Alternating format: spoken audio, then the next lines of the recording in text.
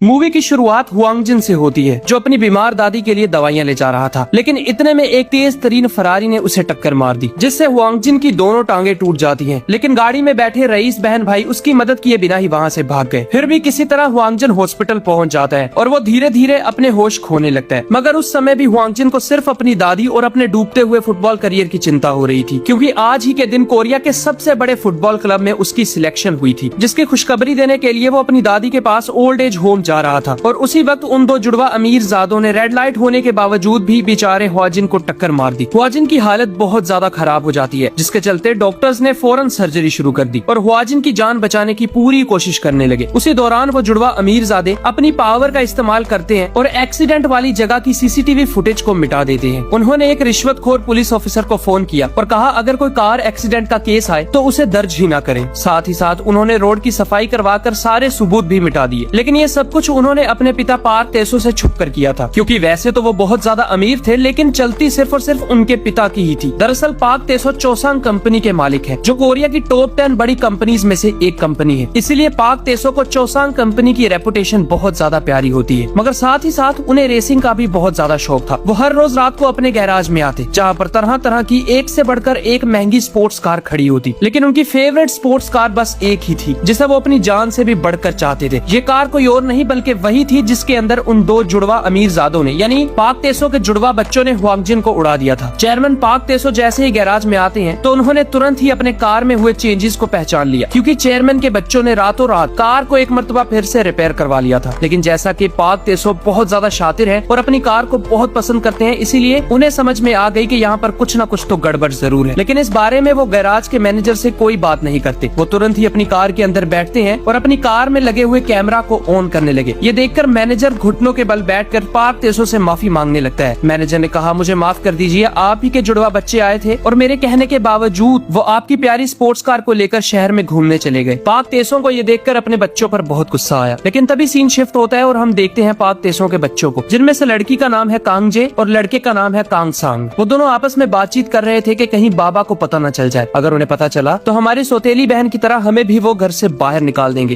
कांगजे कहती है फिक्र मत करो, हमने हर छोटे से लेकर हर बड़ा सबूत मिटा दिया, इसलिए डरने की कोई जरूरत नहीं। इधर हम देखते हैं हॉस्पिटल का सीन, जहाँ पर हुआंगजिन को फाइनली होश आ जाती है। हुआंगजिन तुरंत ही उठता है और अपने पैरों पर से जैसे ही कंबल हटाता है तो उसे अपनी टांगों की तरफ देखकर अपनी ही आंखों पर यकीन नहीं आ रहा था। तभी वहाँ पर डॉक्टर आते हैं और उन्होंने कहा हुआंगजिन तुम्हें टेंशन लेने की कोई जरूरत नहीं है, हमने कड़ी मेहनत करके तुम्हारी जान बचा ली और फिक्र मत करो, तुम 6 दिनों के अंदर चलने भी लगोगी। हुआंगजिन काफी दुखी हालत में डॉक्टर से पूछता है डॉक्टर बताइए क्या मैं दोबारा से खेल पाऊंगा या नहीं। डॉक्टर कहते हैं आई एम सॉरी, तुम अपने फुटबॉल करियर को भूल जाओ, लेकिन हमने बहुत मेहनत की है तुम पर। हुआंगजिन कहता है मेहनत, आप क्या जानो मेहनत क्या होती है। मैं पिछले 12 सालों से हर रोज सुबह 5 बजे से लेकर शाम 6 बजे तक लगातार मेहनत करता हूँ, ताकि एक दिन अच्छा सा फुटबॉलर बनूं और अपनी दादी को बेहतरीन दवाइयाँ और एक अच्छा लाइफस्टाइल दे पाऊँ। लेकिन आप इतनी आसानी से कह रहे हो कि अब से मैं फुटबॉल खेल नहीं सकता। मगर डॉक्टर भी इसमें कुछ नहीं कर सकते थे, इसलिए वो वहाँ से चले जाते हैं। अगले दिन हमने देखा चेयरमैन पार्क तेसो को, जो अपने सबसे करीबी असिस्टेंट मिस्टर ली पर बहुत ज्यादा भरोसा करते थे। चेयरमैन पार्क बहुत ज्यादा दुखी थे, क्योंकि उनके अपने ही खून ने जिंदगी के हर मोड़ पर उन्हें धोखा दिया है। चेयरमैन पार्क कहते हैं मिस्टर ली काश के तुम मेरे बेटे होते और मैं ये पूरी कंपनी तुम्हें सौंप देता, क्योंकि अब मैं बूढ़ा हो रहा हूँ और जल्द ही मुझे चेयरमैन के ओहदे से रिजाइन देना होगा और नए चेयरमैन को चुनकर अपनी रिटायरमेंट की जिंदगी को आराम से जीना होगा। लेकिन मुझे नहीं लगता कि कोई चेयरमैन के ओहदे के काबिल है और चौसांग की तरह हर एक कंपनी का रूल होता है कि बाहर वाला कभी भी चेयरमैन नहीं बन सकता। फिर चेयरमैन पार्क मिस्टर ली को एक खुफिया कमरे में ले जाती है, जिस कमरे के अंदर अरबों रुपए कैश, करोड़ों का सोना और कंपनी के बहुत ज्यादा इम्पोर्टेंट पेपर्स थे। चेयरमैन पार्क ने कहा मिस्टर ली इस खुफिया कमरे के बारे में तुम्हारे अलावा और कोई नहीं जानता। जब तक मुझे किसी पर भरोसा नहीं हो जाता और मैं अपना नया चेयरमैन नहीं चुन लेता, तब तक तुम भी इस राज को राज ही रखना। यहाँ सीन एक मर्तबा फिर से शिफ्ट होता है हुआंगजिन पर, जिसने हॉस्पिटल के अंदर उधम मचाया हुआ था, क्योंकि उसका ब्रेन इस चीज को बर्दाश्त नहीं कर पाता कि अब के बाद वो कभी भी फुटबॉल नहीं खेल पाएगा। और तो और हॉस्पिटल में सर्जरी का और उसकी मेडिकेशन का बिल भी बहुत ज्यादा आ रखा था, जिसके कारण हुआजिन को बहुत ज्यादा पैसों की भी जरूरत होती है। इसी तरह करते हुए 5 दिन बीत जाते हैं और इन 5 दिनों के अंदर हुआजिन ने अपनी दादी से एक मर्तबा भी बात नहीं की थी। वो जैसे ही चलने के काबिल होता है तो हुआजिन तुरंत ही पास के पुलिस स्टेशन में चला जाता है। हुआजिन ने कहा आज से 7 दिन पहले एक गाड़ी ने मुझे टक्कर मार दी थी, जिस वजह से मेरा करियर पूरी तरह से खत्म हो गया। मैं चाहता हूँ कि गाड़ी के मालिक को पकड़कर उसे कड़ी से कड़ी सजा दी जाए और तो और साथ में हर जाने के पैसे भी। लेकिन जैसे कि वो पुलिस वाले बिक चुके थे तो वो हुआंगजिन को कहते हैं नहीं, हमारे डेटाबेस में ऐसी कोई रिपोर्ट या ऐसा कोई भी एक्सीडेंट दर्ज नहीं हुआ, ना तो वहाँ पर सीसीटीवी में कुछ दर्ज हुआ है और ना ही कोई गवाह है, इसलिए हम बिना सबूत के कोई भी एफआईआर दर्ज नहीं कर सकते। ये सुनकर हुआंग जिन तो मानो हक्का बक्का रह जाता है। उसके साथ पिछले हफ्ते से बद से बदतर ही होता जा रहा था। अगले ही दिन हुआ जिन को फुटबॉल क्लब से कॉल आती है। उन्होंने कहा हम तुम्हें निकाल रहे हैं क्योंकि अब तुम फुटबॉल नहीं खेल सकते। हुआ जिन तुरंत ही फुटबॉल क्लब के अंदर जाते हैं। वो उनके सामने रोया, गिड़गिड़ाया, लेकिन उन्होंने कहा बताओ, एक ऐसा प्लेयर जो खेल ही नहीं सकता, हम उसे पैसे देकर क्या करेंगे? इसलिए हमने तुम्हारे साथ जो भी कॉन्ट्रैक्ट साइन किए थे हम उन्हें वापस ले रहे हैं। अपने आप को इतनी ज्यादा बुरी सिचुएशन में पाकर हुआ जिन दर्द से चूर चूर हो जाता है। इसलिए वो तुरंत ही जहाँ पर उसका एक्सीडेंट हुआ था उस सिग्नल पर जाकर कैमरा की ओर देखने लगा, लेकिन तभी उसके पाँव में दर्द होने लगता है और वो नीचे गिर गया। बेचारे हुआंग जिन के साथ एक भी चीज अच्छी नहीं हो रही थी, लेकिन यहीं से हुआंग जिन के अच्छे दिन शुरू होने वाले थे। जब हुआंग जिन को अपनी आंटी का फोन आया, जो हुआंग जिन को कहती है जिस रात तुम्हारे एक्सीडेंट हुआ था उस टाइम तुम मेरे साथ ही वीडियो कॉल पर थे और खुशकिस्मती से मैंने उस कॉल की रिकॉर्डिंग कर ली थी। मुझे पता है कि वो गाड़ी कौन सी थी जिसने उस रात तुम्हें टक्कर मारी, इसलिए मैं वो रिकॉर्डिंग तुम्हें भेज रही हूँ। बिना वक्त जाया किए ये सबूत पुलिस वालों के पास ले जाओ और देखना तुम्हें इंसाफ मिलने से कोई भी नहीं रोक पाएगा। ये सुनते ही हुआ जिन एकदम शॉक्ड हो जाता है, मगर इस मर्तबा वो पुलिस स्टेशन नहीं जाता। इस बार वो एक पब्लिक कैफे के अंदर जाकर उस फुटेज को अपने फोन के अंदर रिकॉर्ड कर लेते हैं। हुआ जिन ने इंटरनेट पर गाड़ी का नंबर सर्च किया तो वो किसी और की नहीं बल्कि चेयरमैन पार्क की ही गाड़ी निकलती है। बस इतना ही था कि हुआ जिन को चेयरमैन पार्क पर बहुत ज्यादा गुस्सा आने लगा, जिसके चलते वो नकली डिलीवरी बॉय बनकर चोसांग कंपनी के अंदर चला जाता है। उसने कहा ये पैकेज सीधा चेयरमैन पार्क को दे देना और कहना इसके अंदर इमरजेंसी डॉक्यूमेंट्स है। कुछ ही मिनट्स में वो पार्सल चेयरमैन पार्क तक पहुंच जाता है। चेयरमैन ने जैसे ही उस पार्सल को खोला तो उसमें वही फोटोज थी जिनमें उसी की कार ने हुआ जिन को टक्कर मारी हुई थी। ये देखकर चेयरमैन बहुत हैरान हो जाते हैं और फौरन ही उन्होंने हुआ जिन को अपने ऑफिस में बुला लिया। चेयरमैन ने कहा आज के समय में कोई भी एआई से नकली फोटोज बना लेगा, जिसके कारण हुआ जिन ने चेयरमैन को वही टक्कर वाली वीडियो दिखा दी, जिसे देखकर फाइनली चेयरमैन को यकीन हो जाता है कि हुआ जिन झूठ नहीं बोल रहा। चेयरमैन को फौरन ही याद आ गया कि बेचारे हुआ जिन को कांग सांग और कांग जे ने ही टक्कर मारी होगी, लेकिन ये बात चेयरमैन पार्क को गैराज के मैनेजर ने नहीं बताई थी। इसलिए हुआंग जिन कहता है बताइए आप मेरे करियर को तबाह करने की भरपाई किस तरह करोगे, लेकिन चेयरमैन पार्क कोई जवाब नहीं देते। इसलिए हुआंग जिन और भी ज्यादा भड़क गया और वो कहता है अगर आपको गाड़ी चलानी नहीं आती तो चुपचाप अपने घर में बैठो,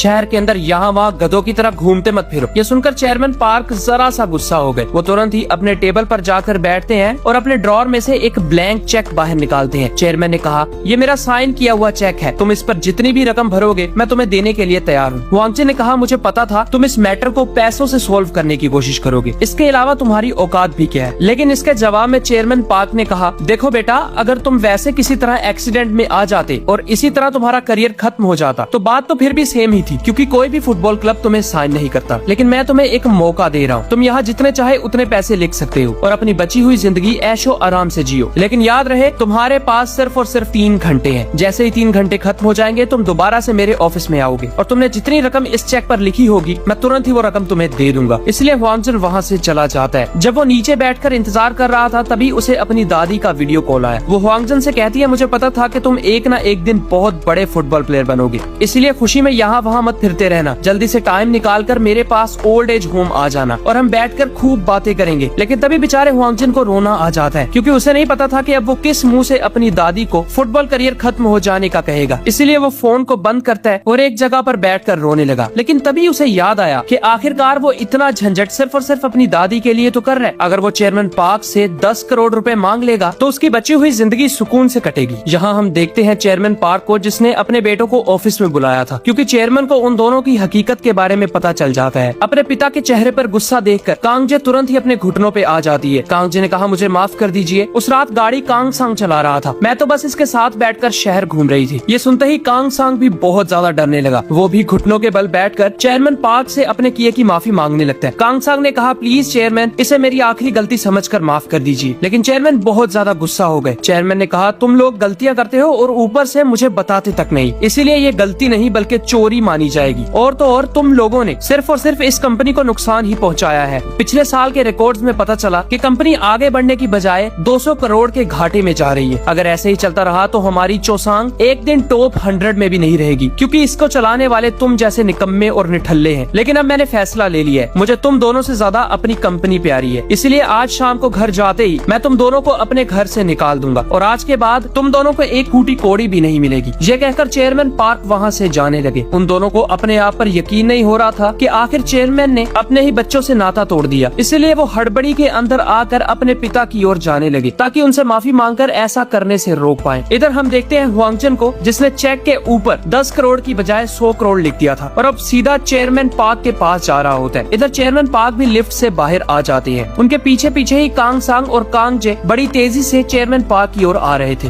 अफरा तफरी के दौरान कांग सांग का बैलेंस बिगड़ा और वो चेयरमैन पार्क के अंदर जा बचता है। चेयरमैन पार्क काफी तेजी से सीढ़ियों से नीचे गिरने लगते हैं और गिरते गिरते उनकी टक्कर हुआंगजन से हो जाती है और दोनों पलक झपकते ही बेहोश हो गए। फिर हम देखते हैं हुआंगजन को, जिसने अपने आप को हॉस्पिटल के बिस्तर पर पाया। वो यहाँ वहाँ देखता है, लेकिन जब उसने अपने आप को शीशे में देखा तो वो अपने ही चेहरे को देखकर डर जाता है। उसने कहा, ये तो मैं हूँ ही नहीं, ये तो मैं वही लड़का बन गया हूँ जिस लड़के को मेरे बच्चों ने कार से टक्कर मार दी थी। हुआंगजन ने डॉक्टर से पूछा, बताओ तुम्हें मैं क्या नजर आ रहा हूँ? डॉक्टर कहते हैं, तुम्हारा नाम हुआंगजन है और प्लीज बेड पर लेट जाओ, हमें तुम्हारे और भी चेकअप्स करने होंगे। हुआंगजन कहता है, तमीज से बुलाओ, मेरा नाम पार्क तेसो है और मैं चोसांग कंपनी का चेयरमैन हूँ। मुझे कभी भी किसी ने इतनी बदतमीजी से नहीं बुलाया। यहाँ हम देखते हैं चेयरमैन पार्क तेसो को, जो हॉस्पिटल के अंदर लेटे होते हैं। उन्हें अभी तक होश नहीं आई थी और डॉक्टर ने चेयरमैन पार्क तेसो की दूसरी पत्नी को कहा, इनकी हालत बहुत ज्यादा नाजुक है, हो सकता है इन्हें आज ही होश आ जाए और हो सकता है इन्हें पूरा साल होश न आए, इसलिए आपको हर लिहाज से तैयार रहना होगा। तभी वहाँ पर मिस्टर ली आ जाते हैं, जो चेयरमैन पार्क तेसो की दूसरी पत्नी चोसुन को कहते हैं, आपको चिंता करने की कोई जरूरत नहीं है, हम चेयरमैन का इलाज दुनिया के सबसे बेस्ट डॉक्टर से करवाएंगे। इधर हम देखते हैं हुआजिन को, जो असलियत में चेयरमैन पार्क है। यानी जब उन दोनों की टक्कर हुई तो हुआजिन का दिमाग चेयरमैन पार्क की बॉडी में चला गया और चेयरमैन पार्क का दिमाग हुआजिन की बॉडी में। हुआजिन यानी चेयरमैन पार्क उसी कमरे के बाहर थे जहाँ पर उनकी रियल बॉडी पड़ी हुई थी। तभी वहाँ पर मिस्टर ली आ जाते हैं, लेकिन इतने में ही चेयरमैन ने अपनी बॉडी की ओर भागना शुरू कर दिया। अब असलियत में वो थे तो हुआंगजन की बॉडी में, जो बहुत ज्यादा मजबूत थी, इसलिए वो लोगों को धक्का देकर अपनी असली बॉडी के पास पहुँच जाते हैं। लेकिन वहाँ जाते ही अचानक से हुआजिन यानी चेयरमैन पार्क के शरीर में और दिमाग में बहुत तेज दर्द होने लगता है, जिससे हुआजिन यानी चेयरमैन पार्क वहीं पर नीचे गिर गए और अब से हम हुआजिन को चेयरमैन पार्क ही कहेंगे। इतने में ही वहाँ पर सिक्योरिटी वाले आ गए और उन्होंने चेयरमैन पार्क को उठाकर वहाँ से बाहर फेंक दिया। जब वो सीढ़ियों में खड़े होते हैं तभी वहाँ पर उनकी अपनी ही बेटी, जिसका नाम है गुयंग, वो न्यूयॉर्क से आ जाती है। चेयरमैन उसे देखकर बहुत ज्यादा हैरान हुए। चेयरमैन ने कहा, आखिर तुम न्यूयॉर्क से यहाँ पर क्या कर रही हो? तुम्हें तो मैंने घर से निकाल दिया था और अमेरिका भेज दिया था, लेकिन तुम मेरी इजाजत के बिना यहाँ कैसे आई? तभी चेयरमैन ने गुयंग का कार्ड देखा, जहाँ पर गुयंग ने अपना एक फेक नाम बनाकर चोसंग के अंदर एंट्री ले ली थी, यानी वो चोसंग के अंदर ही जॉब करती है। चेयरमैन की बातें सुनकर गुयंग को बहुत ज्यादा गुस्सा आता है, इसीलिए उसने चेयरमैन को दीवार के साथ लगा दिया और काफी दर्द देने के बाद वो चेयरमैन को छोड़ देती है। गुयंग ने कहा, मुझे नहीं पता कि तुम्हें मेरा असली नाम किस तरह पता है और तुम्हें ये कैसे पता कि मैं न्यूयॉर्क में थी, लेकिन अगर तुमने किसी को भी बताया तो मैं तुम्हें जिंदा नहीं छोड़ूंगी। तभी वहाँ पर कांग जे और कांग सांग आ जाते हैं, जिस वजह से गुयंग तुरंत ही वहाँ से भाग गई। कांग सांग कहता है, हमें तुमसे एक बहुत इंपॉर्टेंट बात करनी है। तभी सीन शिफ्ट होता है और हम देखते हैं गुयंग और उसकी माँ चूसुन को,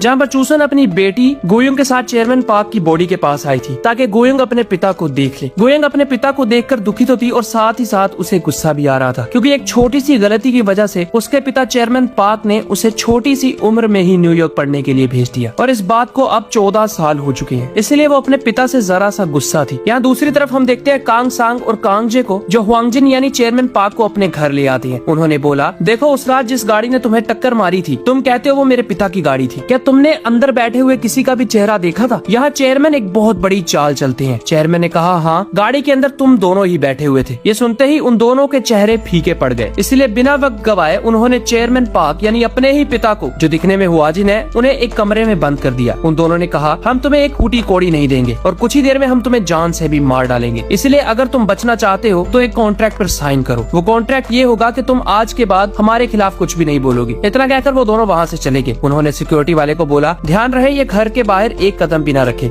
इतना कहकर वो वापस अपनी कंपनी में आ गए। जब रात हुई तो हमने देखा चेयरमैन पार्क को, जो चुपचाप अपने घर से चोरी छुपे निकल जाते हैं, क्योंकि आखिरकार ये घर उन्होंने ही बनाया था, तो हर छोटी से बड़ी डिटेल के बारे में उन्हें अच्छी तरह पता होता है। वो पीछे के दरवाजे से सबसे छुपते छुपाते हुए घर से बाहर आ जाते हैं और सीधा एक टैक्सी लेकर चोसंग कंपनी के बाहर आ गए, जहाँ पर वो एक और बहुत बड़ी चाल चलते हैं। उन्होंने सभी प्रेस वालों को चोसंग कंपनी के अंदर आने का कहा और मीडिया के सामने आकर उसे टक्कर किसने मारी थी इसके बारे में बताने लगे। लेकिन चेयरमैन पार्क यहाँ भी एक बहुत बड़ा दाव खेलते हैं। उन्होंने मीडिया के सामने बताया, मुझे टक्कर मारने वाला कोई और नहीं बल्कि चेयरमैन पार्क तेसो ही था, उनके बेटों का इसमें कोई हाथ नहीं है और आज शाम तक वो वीडियो भी अपलोड हो जाएगी। ये सुनकर वहाँ पर मौजूद कांग सांग, कांग जे, मिस्टर ली और गुयंग हक्के बक्के रह गए। मिस्टर ली को पता था कि चेयरमैन ऐसा काम कभी कभी भी नहीं कर सकते। लेकिन उन दो जुड़वा बहन भाइयों को ये नहीं पता था कि आखिर हुआजिन यानी चेयरमैन पार्क उन दोनों को बचाने की कोशिश क्यों कर रहे हैं। इतना कहकर तुरंत ही चेयरमैन पार्क कंपनी से बाहर आ गए और वो अपने कार्ड को देखते हुए ठीक वहीं पर आ जाते हैं जहाँ पर हुआजिन रहा करता था। बड़ी मुश्किल से उन्हें हुआजिन का अपार्टमेंट मिलता है, लेकिन जैसे ही वो अंदर गए तो वहाँ पर उन्हें बहुत बुरी बदबू आने लगती है। साथ ही साथ उन्होंने देखा कि हुआजिन ने अपनी सभी दीवारों पर सिर्फ और सिर्फ फुटबॉल के ही पोस्टर्स लगा रखे थे और तो और एक पोस्टर में हुआजिन अपनी दादी के साथ भी खड़ा होता है। लेकिन तभी चेयरमैन की नजर वहाँ पर एक कॉकरोच पर पड़ती है, जिससे डरकर वो तुरंत ही अपार्टमेंट से बाहर आ जाते हैं। डर के मारे वो इतना तेज भागे कि उन्हें पता ही नहीं चला कि वो भागते भागते कितनी दूर आ गए हैं। उसी दौरान उन्हें एक चीज की रियलाइजेशन और होती है, वो ये कि जब वो अपने रियल वाले शरीर में थे तो भागना तो दूर, वो ठीक से चल भी नहीं सकते थे। इसलिए अब वो अपने आप को एक जवान शरीर में पाकर बहुत ज्यादा खुश होते हैं। तभी हमने देखा एक डॉक्टर को जो चेयरमैन पार्क तेसो की बॉडी के पास आए थे। वहाँ पर पहले से चूसो मौजूद थी, जिसे देखकर डॉक्टर ने अपने पीछे एक खास तरह की दवा को छुपा लिया। दरअसल ये डॉक्टर और कोई नहीं बल्कि कांग जे के ही हस्बैंड है। चूसो ने कहा, डॉक्टर प्लीज इन्हें बचा लो।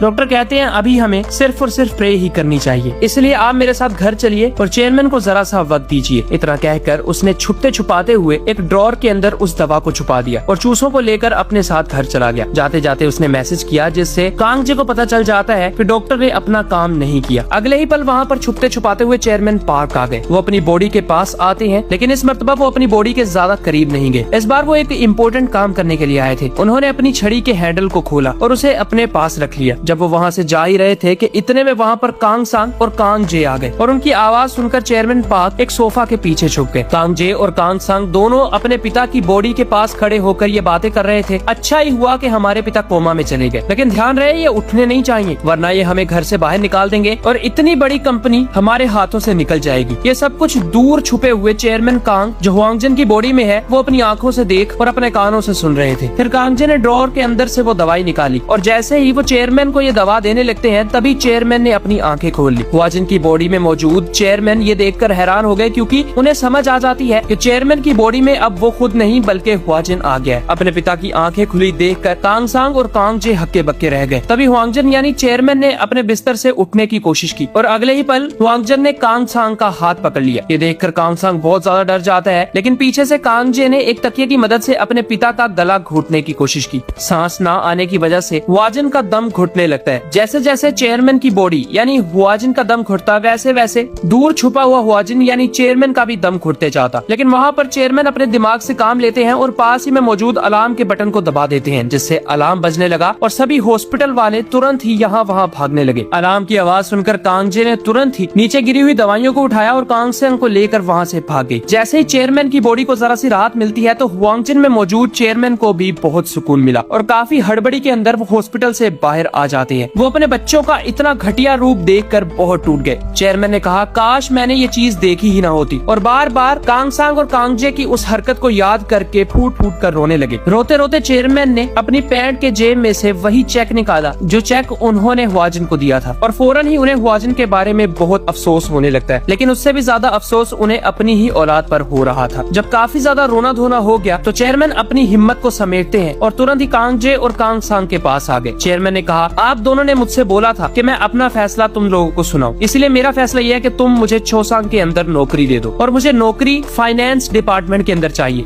यानी जहाँ पर पूरे चोसांग ने कितना पैसा कमाया और कितना गवाया वहाँ हिसाब किताब होता है। और अगर तुम ऐसा नहीं कर सकते तो मैं तुम्हारी असलियत मीडिया के सामने ला दूंगा। इसलिए डर के मारे कांग सांग और कांग जे हुआंगजिन यानी चेयरमैन पार्क को नौकरी दे देते हैं। फिर सीन शिफ्ट हुआ और हम देखते हैं चेयरमैन पार्क यानी हुआंगजिन को, जिसके पास मिस्टर ली आते हैं। मिस्टर ली ने कहा, मैं चेयरमैन को अच्छी तरह से जानता हूँ, चेयरमैन कभी भी किसी के साथ इतना ज्यादा बुरा नहीं कर सकते। अगर उनसे गलती हुई भी थी, जो मुझे लगता है नहीं हुई, तो वो उसे सुधारने के लिए वहीं पर रहते, कायरों की तरह भागते नहीं। हुआंगजिन यानी चेयरमैन मिस्टर ली की बात सुनकर बहुत ज्यादा दुखी हो जाते हैं। फाइनली उन्हें कोई एक इंसान ऐसा मिला जो अभी भी उन पर विश्वास करता है। लेकिन हुआंगजिन यानी चेयरमैन मिस्टर ली को जरा सा भी शक नहीं होने देते कि ये और कोई नहीं बल्कि चेयरमैन ही है, और मिस्टर ली को भी बुरा भला कहकर वहाँ से चले जाते हैं। यहाँ चेयरमैन का आज नौकरी पर पहला दिन था और काफी कड़ी मेहनत के बाद रात हो जाती है। जैसे ही रात हुई तो सबसे छुपते छुपाते हुए चेयरमैन अपने ऑफिस में आ गए। जहाँ आते ही उन्होंने देखा कि ऑफिस में अब उनकी एक भी पिक्चर नहीं है। कांग जे और कांग सांग ने सभी पिक्चर्स को हटवाकर चेयरमैन का रूम खाली कर दिया था, लेकिन चेयरमैन उसी खुफिया रूम के अंदर आए जो उनकी स्टिक के हैंडल से खुलता था